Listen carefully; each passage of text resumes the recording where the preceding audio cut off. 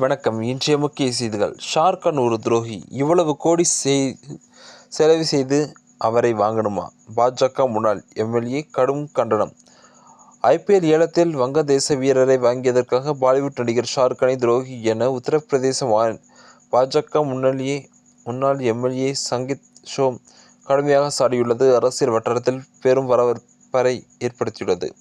சமீபத்தில் நடந்த ஐபிஎல் ஏலத்தில் ஷாருக்கான் சொந்தமான கொல்கத்தா நைட் ரைடர்ஸ் அணியை வங்கதேச வேகப்பந்து வீச்சாளர் முஷித் ரஹ்மானை 9.20 கோடிக்கு ஏலம் எடுத்தது. இது குறித்து மீரட்டில் நடைபெற்ற பொதுக்கூட்டத்தில் பேசிய சங்கீத் சோம், அண்டை நாடான வங்கதேசத்தில் இந்துக்கள் மற்றும் சிறுபான்மையினருக்கு எதிராக வன்முறையில் கட்டவிழ்த்து வரும் நிலையில் அந்த நாட்டு வீரருக்கு 9 கோடி செலவழிப்பது உணவற்ற செயலாகும்.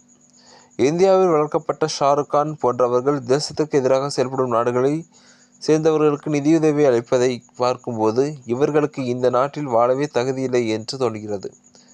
முஸ்தபிசூர் ரஹ்மான் போன்ற வீரர்கள் இந்தியாவுக்கு விளையாட வந்தால் அவர்கள் விமான நிலையத்தை விட்டு வெளியே வர முடியாத அளவிற்கு கடும் எதிர்ப்பு கிளம்பும் என்று எச்சரிக்கை விடுத்தார்.